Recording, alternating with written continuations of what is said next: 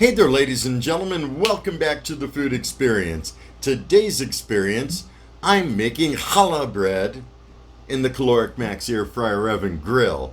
And I've looked around at a bunch of different challah recipes. There are quite a few out there, and I've never made it before. And the one I picked, I don't believe is a kosher version because I think in the kosher versions, you're supposed to use oil instead of butter. So I'll go ahead and try this recipe, see how it comes out. And if it comes out perfect, great. If I think there maybe needs to be some adjustments, I'll look at a couple other recipes to gather ideas. And I guess that's about it. Oh yeah, I want to make one other mention.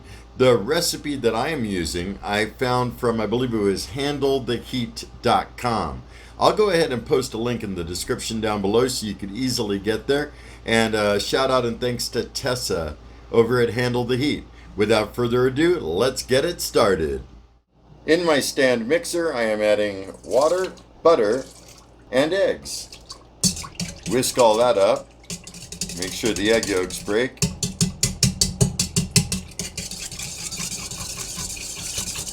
Sugar, salt. Mix that up. Putting in some of the flour, about half of it, and the yeast.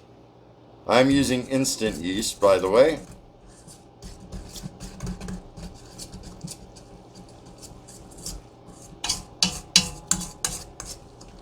Adding in the rest of the flour.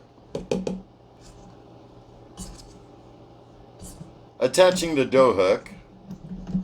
Letting it mix till it's well combined on a slow speed. Let's take a look at that.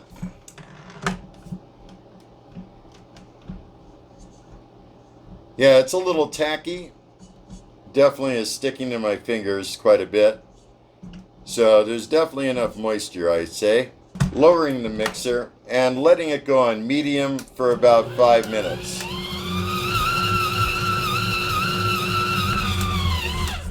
After 5 minutes, turn off the mixer. And the texture should be a lot better now. It should not be super sticky. It should be a little bit tacky, but definitely not dry. Like right now, it'll stick to my finger, but it really comes right off. So it should be good. Yeah, the consistency looks pretty good from whenever I'm making bread. Looks about the same. Spraying a little oil in the mixing bowl. And onto the dough.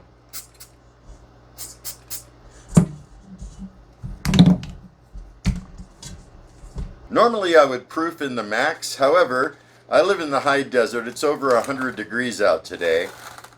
So leaving it in the mixing bowl, covering it up.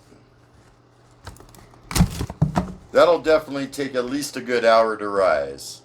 You want to make sure it's doubled in size. Dough's been resting about an hour and a half. Definitely has more than doubled in size. Time to punch it down. Definitely looking really good. This time I'm doing a short rise, about 20 minutes. I actually waited 40 minutes and it also doubled in size. This time turning it out onto a pastry mat. A little bit of flour. Now over to the max, start it up, oven mode, leave it in regular bake, up the time a lot higher to complete the process and to allow for a preheat. I'll leave it at 375 and start it up. First I want to weigh the dough, see what we're looking at. It's around 800 grams. I want to divide it in thirds. That'll be around 266 grams. That should do it. Each one of these portions should be divided into thirds. That's going to be about 88 grams. Now that it's divided in thirds, you want to take each one and roll it out. I'm thinking probably about 10 inches in length should be good with this oven. Kind of want to make sure they're right around the same length. Take one end and kind of pinch it together. Take one end and wrap it around the middle, and then from the other side, And then from the other side, try not to stretch it while you're doing it. And it should be just like that. And then pinch those ends together. And one of them is ready. I'll prepare another one off camera. I brushed the first one with egg wash, putting it onto parchment paper. Second one is ready, and applying an egg wash on that.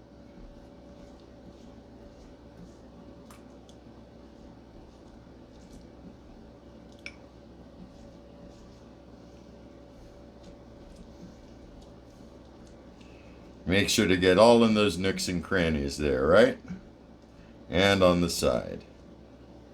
Transferring that onto the parchment paper. One of them I'm leaving regular, the other one I am applying poppy seeds to.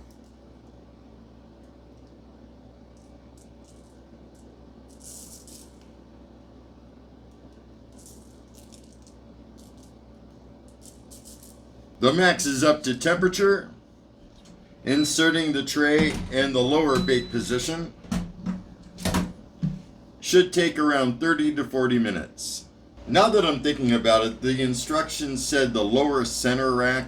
However, I think the bake one position might be better. It's still a little bit below center.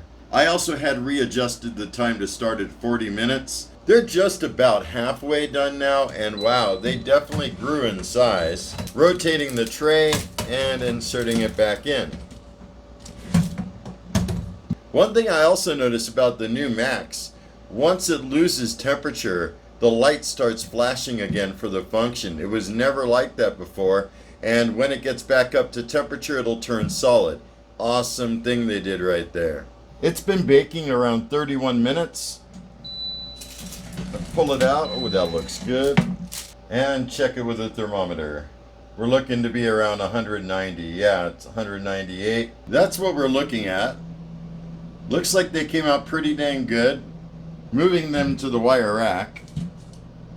Letting them cool off for a bit, and then I'll slice into them. I waited about 20 minutes and they're definitely pretty cool. I think I'll slice into the one with the poppy seeds.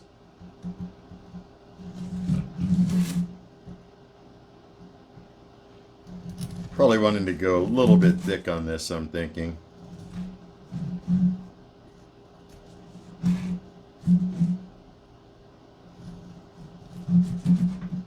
Definitely slicing nicely. Here's what one of the middle pieces looks like. It has a nice soft texture to it.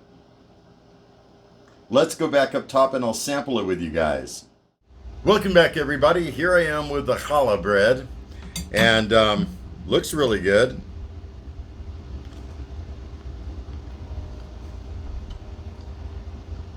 So yeah, it has a little bit of crust on the outside where it's a little bit crispy, but barely. And it's super soft in the middle. I'm thinking it might work well with some strawberry jam. Give that a try. Oh yeah.